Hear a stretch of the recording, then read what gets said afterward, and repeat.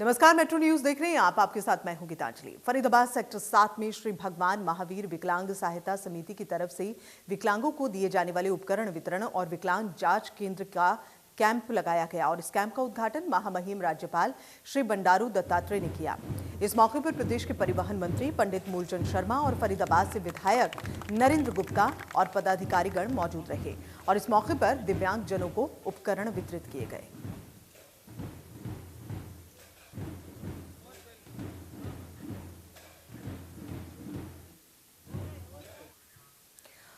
और वहीं फरीदाबाद के भारत कॉलोनी में लोगों को 1 करोड़ 18 लाख की लागत से बनने वाली 30 से ज्यादा सड़कों की सौगात दी गई।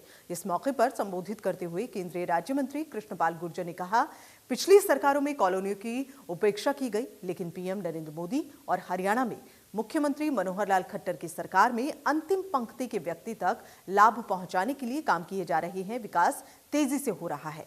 इसी के साथ उन्होंने कहा कि हरियाणा सरकार के आगामी बजट को लेकर हरियाणा सरकार ने हमेशा जनता के हित में ही काम किया है, तो निश्चित तौर पर ये बजट भी जनहितैषी होगा।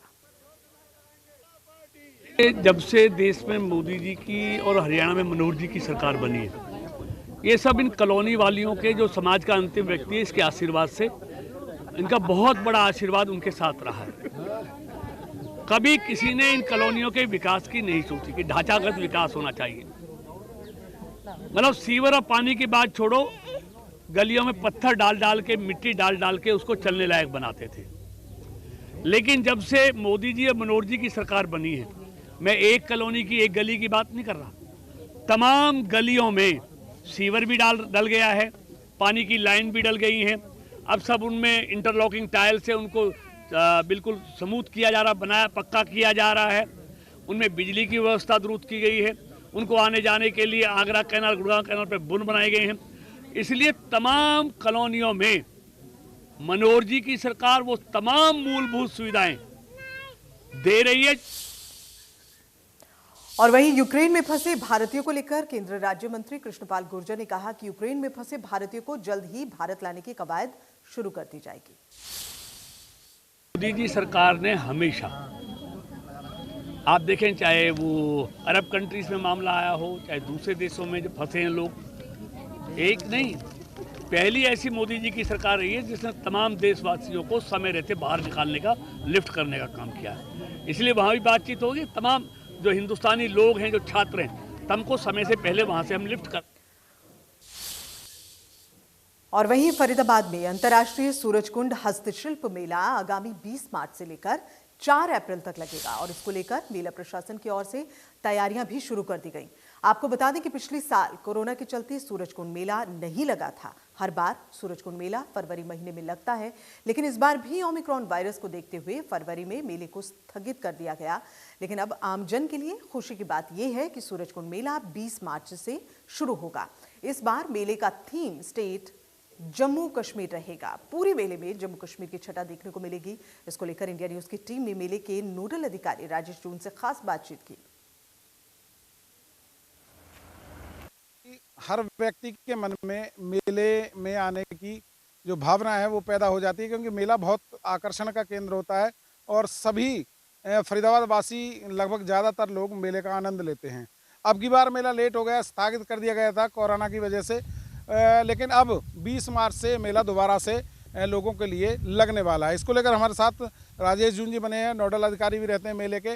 इनसे जान लेते हैं क्या कुछ तैयारियां इसको लेकर की गई हैं। देखिए, मेला क्योंकि पहले फरवरी में प्लान हुआ था और इस पे हमने काफ़ी तैयारियां पहले से ही रखी हुई हैं और करीब 80% तैयारियां हम अभी तक कर चुके हैं।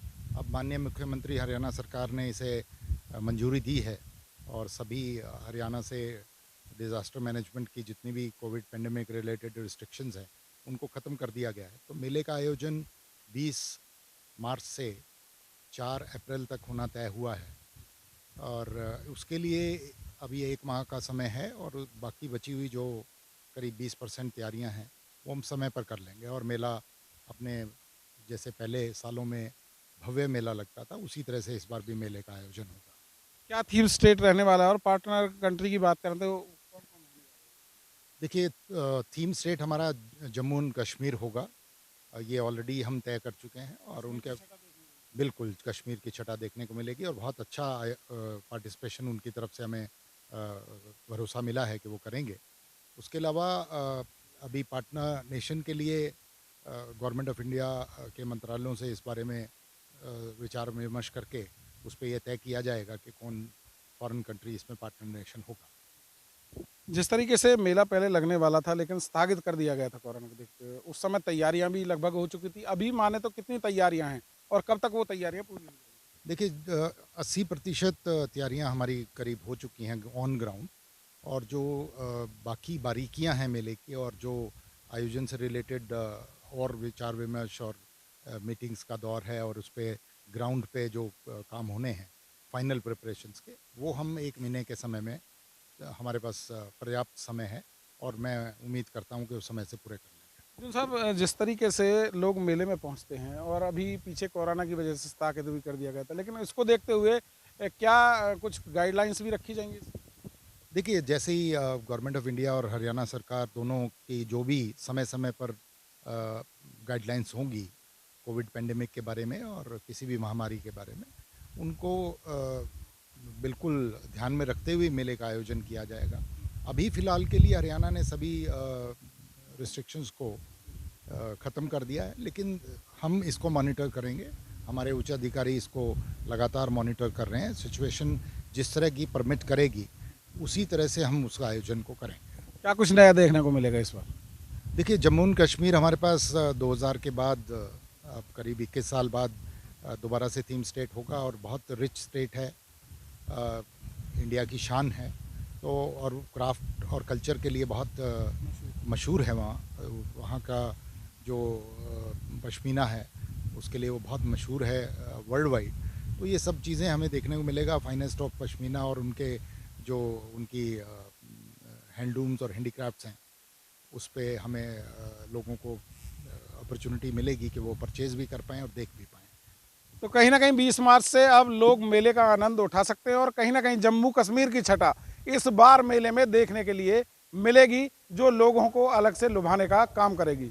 फरीदाबाद से इंडिया न्यूज के लिए राजेंद्र दहिया। और हरियाणा में आने वाले बजट को लेकर व्यापारी वर्ग काफी उम्मीद लगाकर बैठा है। हरियाणा सरकार इस बजट में व्यापारियों के लिए कुछ राहत प्रदान कर सकती है। फरीदाबाद के व्यापारियों का कहना है कि पिछले 2 साल से कोरोना की वजह से उनके काम धंधे पर काफी फर्क पड़ा है, इसलिए सरकार कोई नया टैक्स नहीं लगाना चाहिए सरकार को, और इसके अलावा महंगाई पर भी लगाम लगानी चाहिए। उनका यह भी कहना है कि सरकार उनको कोई ऐसी राहत दे जो दुकानदार पिछले 2 साल से परेशान है उनको आसानी हो जाए। नहीं, उम्मीद तो हरियाणा सरकार से पूरी तरह से लगा रहे हैं, कोई अलग टैक्स ना लगाया जाए और महंगाई पे कंट्रोल करा जाए। हरियाणा सरकार से पहले तो मैं एक गुजारिश करूंगा कि जो हालात हुए हैं, 2.5 साल से व्यापारी अपना खर्चा पानी और अपने कर्मचारियों का बड़ी मुश्किल से चला पा रहा है, इसलिए जाके स्वास्थ्य सेवा और जाके एजुकेशन पे खासकर ध्यान दें और उनकी नकेल कसें जिन्होंने जाके प्राइवेट स्कूलों ने रेट इतने कर रखे हैं, बच्चे पढ़ाना भी बहुत मुश्किल है। सरकार से उम्मीदें तो हमारी बहुत है, लेकिन सरकार इस उम्मीदों में सफल होती है या नहीं होती है इस बारे में मैं अभी नहीं बता सकता। जब बजट आएगा तभी बताऊंगा। लेकिन हम तो यही अनुरोध करेंगे सरकार से कि इस बार बजट ऐसा दें कि ताकि बच्चों के लिए, शिक्षा के लिए और व्यापारियों के लिए, सबसे बड़ा बात व्यापारियों के लिए, व्यापारी इस टाइम बहुत ज़्यादा कमज़ोर होता जा रहा है, मरता जा रहा है। इस कोरोना काल के अंदर व्यापारी ख़त्म हो चुका है। व्यापारियों के पास जो काम कर रहे हैं लड़के, उन लड़कों को सैलरियां देना भी बहुत मुश्किल हो गया है, उनके खर्चे निकालने भी बहुत मुश्किल हो चुके हैं। सबसे पहली बात तो ये है कि व्यापारियों के बारे में बहुत सोचना चाहिए। दूसरा, आज के टाइम बच्चे 2 साल से घर पे बैठे हुए हैं, उनको कुछ भी नहीं आता पढ़ाई में, बिल्कुल ही अनपढ़ होते जा रहे हैं। शिक्षा के बारे में भी सोचना चाहिए, शिक्षा के बारे में उनको कदम उठाना चाहिए। और मैं ये भी कहता हूँ कि हम पेरेंट्सों के पास भी स्कूल की फ़ीस देने के लिए भी पैसे नहीं है। सरकार वैसे कई बजट निकालती है, जितने करोड़ों का बजट निकाल दिया, लाखों रुपये का बजट निकाल दिया, लेकिन हम पेरेंट्स के ऊपर, जो मिडिल क्लास के लोग हैं, उनके ऊपर भी ध्यान दें। हम तो देखो हरियाणा सरकार से ये निवेदन करेंगे कि देखो कोरोना की महामारी के कारण व्यापारी बहुत तरह त्रस्त हो चुका है। व्यापारियों के लिए कोई राहत पैकेज जारी करना चाहिए गवर्नमेंट को कि छोटे दुकानदार हैं जैसे उनको कम ब्याज पर बैंक से लोन उपलब्ध करवाए, जगह जगह अपने जैसे भी है बच्चों के सरकारी 2 बच्चे स्कूल में पढ़ते हैं उनको फीस में थोड़ा रिबेट दिलवाए। व्यापारी तो देखो ये चाहता है, गवर्नमेंट से कुछ नहीं चाहता। बाकी हम खट्टर सरकार का धन्यवाद करते हैं जो पूरी पाबंदियाँ खत्म करके उसने कोरोना की दुकानदारों को बहुत राहत दी है। इससे बहुत फर्क पड़ा है दुकानदारों को। हमें तो सरकार से तो हर एक आदमी को उम्मीद बहुत ज़्यादा होती है, चाहे वो दुकानदार हो, चाहे बिजनेसमैन हो, चाहे फैक्ट्री वाला हो, सबको उम्मीदें होती है भी साल के अंदर जो आएगा बजट तो सरकार सबको कोई ना कोई तो रायते देगी। इसमें सरकार को ही सोचना चाहिए कि 2 साल से 3 साल से लोग मंदी में गुजर रहे हैं, दुकानदार भी, फैक्ट्री वाले भी, मजदूर भी, हर एक आदमी पिस रहा है बहुत ज़्यादा। तो सरकार को इस तरफ ध्यान देना चाहिए। हमें तो बहुत उम्मीद है, जैसे पिछली बजट में भी थोड़ा बहुत राहत दी थी सरकार ने, तो हम चाहते हैं कि सरकार सबका ध्यान रखे। व्यापारी बहुत दुखी है जिस टाइम बजट बहुत ज़्यादा बढ़ गया है जी।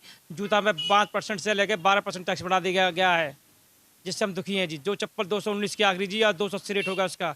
हमारे पास ग्राहक बहुत कमा रहे हैं और कहते हैं उतने रेट में पैसे माल दो हमको। तो आप लोग क्या चाहते हो, किस तरीके का बजट है जो व्यापारियों के हक में आए और सरकार विचार बनाए उसमें, तो व्यापारियों को कुछ ना कुछ हमारे जो जूता में टैक्स लगाया गया है उस टैक्स को वापस लिया जाए, इससे हमें बड़ी खुशी हो गई। स्वास्थ्य सेवाओं की अगर बात की जाए तो किस तरीके की स्वास्थ्य सेवाओं पर भी ध्यान देना चाहिए सरकार को? स्वास्थ्य सेवा कम करनी चाहिए। बहुत पैसा बढ़ रहे हैं आजकल हर चीज़ के जी। मेडिकल पर जाओ, दवाई के रेट बहुत बढ़ गए हैं और वैसे हर चीज़ के रेट बढ़ रहे हैं जी। इससे हमें बहुत दुखी हैं जी। इस प्रकार को हमको कुछ करना। और यातायात के नियमों की धज्जियां उड़ाने वाले वाहन चालकों के खिलाफ फरीदाबाद पुलिस ने अभियान चलाया। ट्रैफिक पुलिस के साथ सब इंस्पेक्टर विजेंद्र सिंह ने यह बताया कि ट्रैफिक तोड़ने वालों के खिलाफ अब कार्रवाई की जाएगी। हेलमेट होना अनिवार्य होगा और अगर वाहनों के पॉल्यूशन सर्टिफिकेट नहीं है तो ऐसे वाहनों के भी चालान काटे जाएंगे। अभी तक हमने 10 चालान काट चुके हैं हम, और कम से कम चालान हमें 500 ये जो चालान का जो राशि है ये कम से कम 500 रुपये है। आज के चालान की विशेष बात ये रही कि इस मौके पर विशेष तौर पर पटाखे की आवाज़ निकालने वाले दोपहिया वाहनों का खास तौर पर चालान काटा गया। दोपहिया वाहन से नहीं है, सभी प्रकार के चालान किए जा रहे हैं। विदाउट सीट बेल्ट हो, विदाउट हेलमेट हो, विदाउट डॉक्यूमेंट्स हो, तो सब प्रकार के चालान किए जा रहे हैं। विदाउट हेलमेट हैं जो लोग, उनके चालान करेंगे, ठीक है। विदाउट डॉक्यूमेंट्स हैं, विदाउट नंबर प्लेट्स हैं, उनके चालान किए जा रहे हैं। दोनों पर हेलमेट अनिवार्य है, एक पर नहीं दोनों पर हेलमेट अनिवार्य है और लगाएंगे लोग। सुरक्षा के लिहाज से जरूरी भी है। पोल्यूशन का सर्टिफिकेट नहीं है, उनके चालान किए जाते हैं। उसका जुर्माना 10,000 रुपये है, पटाखों वाले और पटाखे वाला का भी और प्रदूषण वाले जो भी है। और इसी के साथ मेट्रो न्यूज में फिलहाल इतना ही। दीजिए इजाजत, नमस्कार।